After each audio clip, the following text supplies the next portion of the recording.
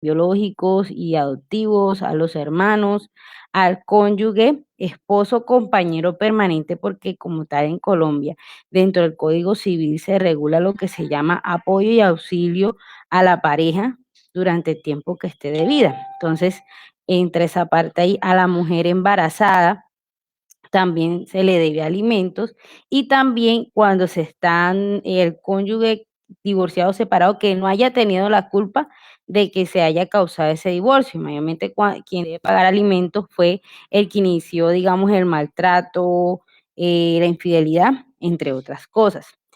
Me detengo en este punto porque muchas veces los padres se preguntan, ¿hasta qué edad debo dar yo alimento a mis hijos?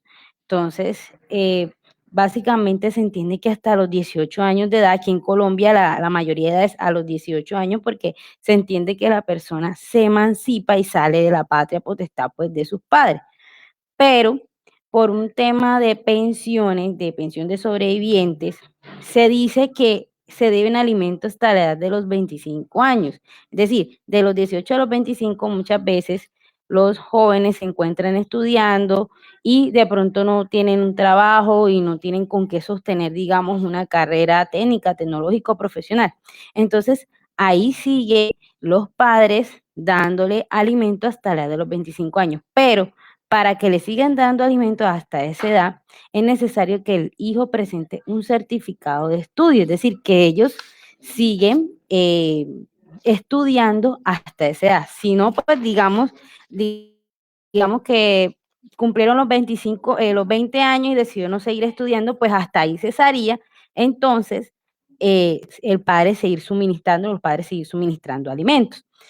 Pero también recuerden que los hijos adultos le deben alimentos a sus padres. ¿Por qué? Porque es necesario que se mantenga el bienestar de ellos. En Colombia se protegen por, como le dije al comienzo, el derecho de la familia.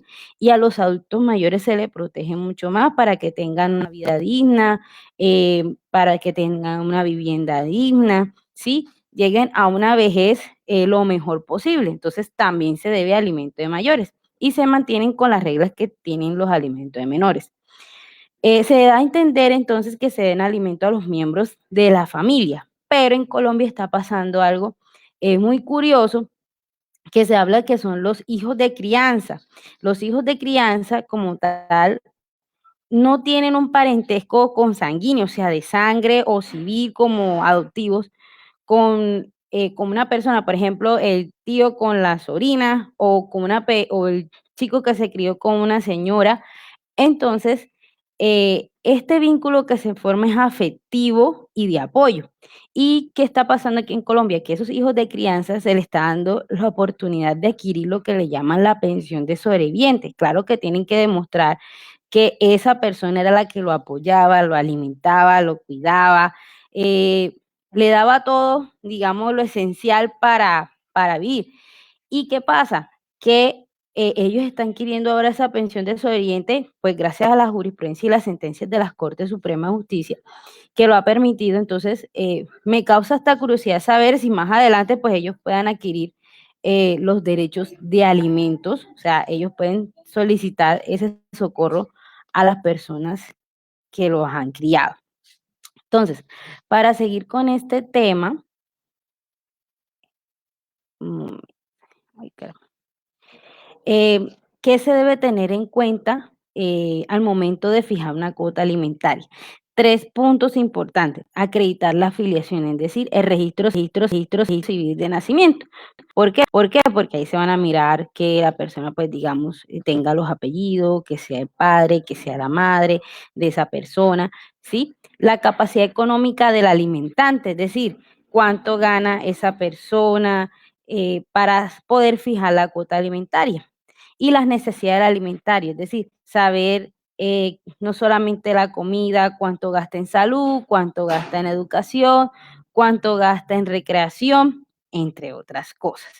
Entonces, en Colombia, por regla general, la cuota alimentaria se fija por un 50% del salario mínimo mensual que gana una alimentante, pero ese 50% a veces mayormente es conciliable, o sea, no se fija un 50%, sino un 35%, porque también tratan de ser equitativo de que el alimentante, pues no lo van a dejar sin dinero para sobrevivir él también.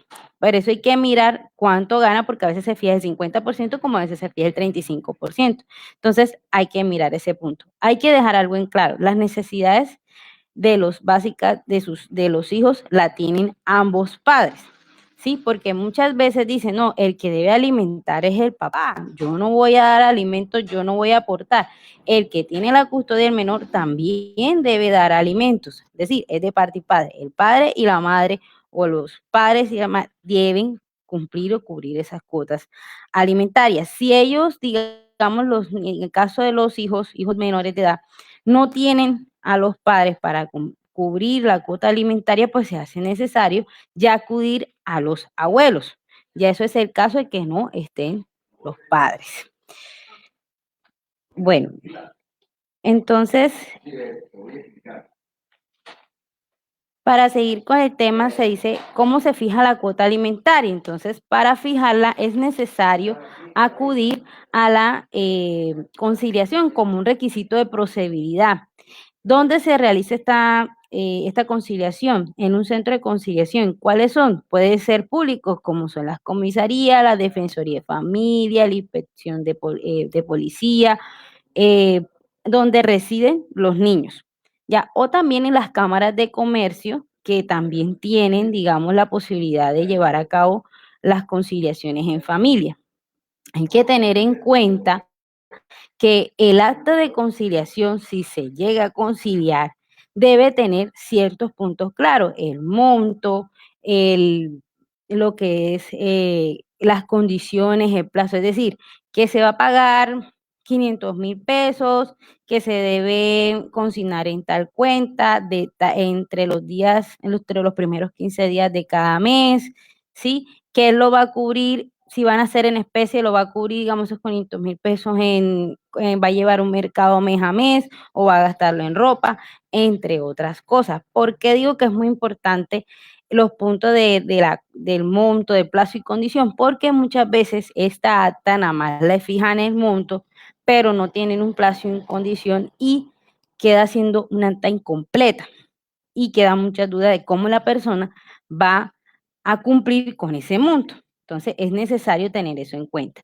Que bueno, una vez digamos que se llegó al centro de conciliación, no conciliaron, pues esa acta de no conciliación, una vez agotado ese requisito, ya pueden acudir a la justicia ordinaria, que es un juzgado de familia, que ahí quien va a fijar la cuota va a ser el juez de familia a través de una sentencia que va a cumplir con las mismas condiciones, el monto de la cuota o el porcentaje, el plazo, la condición, cómo lo va a cumplir. Hay que tener en cuenta que tanto el acta y la sentencia de conciliación no hacen tránsito a cosas juzgadas. ¿Qué quiere decir esto? Que sobre ese punto nuevamente se puede tomar otra decisión. ¿Por qué? Porque aquí viene lo que, cómo se puede aumentar o disminuir esa cuota alimentaria. ¿Por qué? Porque la capacidad de pronto del que está suministrando alimento puede cambiar, porque, ejemplo, si esa persona en estos momentos está ganando 5 millones de pesos y al momento, al mes, bueno, les empieza a suministrarle 2.500.000, que es el 50%, pero de pronto al mes lo despiden de su trabajo y empieza a ganar 1 millón de pesos, pues esa persona no va a cubrir ese 2.500.000. Ya necesita entonces iniciar un proceso de disminución de cuota alimentaria. Pero para eso, tanto el aumento como la disminución debe agotar el requisito de procedibilidad de la conciliación. Lo mismo pasa con el aumento. El aumento a veces, las necesidades básicas del menor no son las mismas con que iniciaron. Listo. El señor le suministraba 500.000, empezó a suministrarle 500.000 pesos cuando el niño tenía 1 año, 2 años. Pero cuando ya tiene 14, 15 años o el muchacho va para la universidad, los gastos no son iguales, no solamente van a servir esos 500.000 pesos, necesita aumentar. Entonces, estas circunstancias que cambian, pues como tal, eh, Por eso es necesario pues regularla primero por conciliación y una vez que pues agotada ese requisito, si no se logra la conciliación, pues se va igualmente a un juzgado de familia. Hay que tener en cuenta que el acta y la sentencia de conciliación no hace tránsito a cosa juzgada. Perdón, no presta mérito ejecutivo. ¿Qué quiere decir eso? Que presta mérito ejecutivo. ¿Qué quiere decir eso? Que como esa sentencia y ese acta de conciliación tienen consignado un monto, un plazo, una condición, se convierte en un título valor.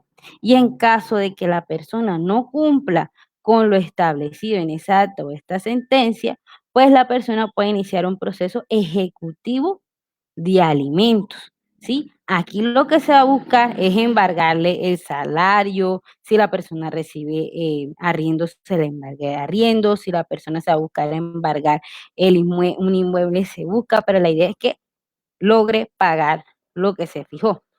Si la persona pues decide, pues no, yo no voy a pagar sin justa causa, teniendo con que no decide pagarlo, pues ya se iría a la parte de un delito porque es la inasistencia alimentaria. Es como tal un delito, ¿por qué? Porque aquí en Colombia se está protegiendo los derechos de los niños, niñas, adolescentes y también, en este caso, también de los adultos mayores, ¿sí? ¿Y qué debe hacer la persona? Debe aquí en Colombia, se hace mayormente, se debe interponer una denuncia ante la Fiscalía General de la Nación y esa puede ser verbal o escrita esa denuncia. Y ahí pues se inicia el proceso penal por inasistencia alimentaria. ¿Y cómo logra la persona que no está cumpliendo librarse de ese proceso penal? Pues pagando las cuotas que debe para evitar que pues lo lleven a la cárcel o en prisión porque este es un delito intramural. La pena que se paga es de 1 a 4 años y salarios hasta de 30 salarios mínimos mensuales vigentes, bastante alto. Por eso es necesario que la persona pues pague y, y llega pues a evitarse que se vaya a la cárcel, por así decirlo. Para finalizar, les cuento que en Colombia en estos momentos hay un proyecto de ley que ya pasó varias etapas por el Congreso, que se está creando un registro de deudores alimentarios morosos. ¿En qué consiste? Como tal es, la idea es obligar a la persona que no está pagando las cuotas de alimentos a que lo haga. ¿Por qué? Porque si no va a entrar como si fuera una base de datos, como lo que nosotros llamamos aquí en Colombia data crédito, ¿sí? Se va a colocar como en una lista negra por no pagar esas cuotas alimentarias. Entonces, el proyecto menciona o manifiesta que las personas que, digamos, llevan tres o más cuotas alimentarias sin pagar, que hayan sido fijadas por sentencia o por acuerdo, eh, ya pueden ser consecutivas o no consecutivas.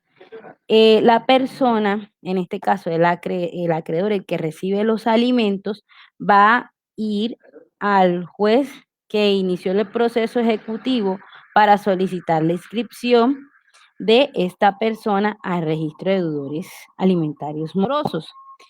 El juez le va a dar a esa persona se le va a dar traslado de ese escrito, 3 días para ver si la persona o paga o contesta. Y una vez hecho esto, agotado esto, sí, pues si la persona no contesta, pues ahí el juez solicita entonces e inicia la inscripción del alimentante a este registro. Tiene un término de caducidad de 4 años a partir de la fecha en que se realizó la inscripción. Digamos que esto tiene unas sanciones no solamente que va a quedar en la lista negra, sino también que de acuerdo al proyecto de ley, la persona pues queda inhabilitada para contratar con el Estado, ser nombrado o posesionarse como empleado público. También se está mirando la posibilidad de que la persona no pueda enajenar bienes inmuebles, pero eso está hablándose. Y lo mismo que la persona, pues al momento que vaya a adquirir un crédito en el banco le solicita para saber si se encuentra registrado y si la persona se encuentra registrada en esta base de datos, pues no le puedan llegar a prestar dinero. Entonces, bueno, Eh, Eso es todo, pues, mi conferencia. No sé si las personas tengan alguna duda sobre el tema. Bueno, me están preguntando que si en Colombia tienen alguna institución o autoridad que vele por los derechos de niños y niñas en estos asuntos. Sí, en Colombia tenemos, pues aquí se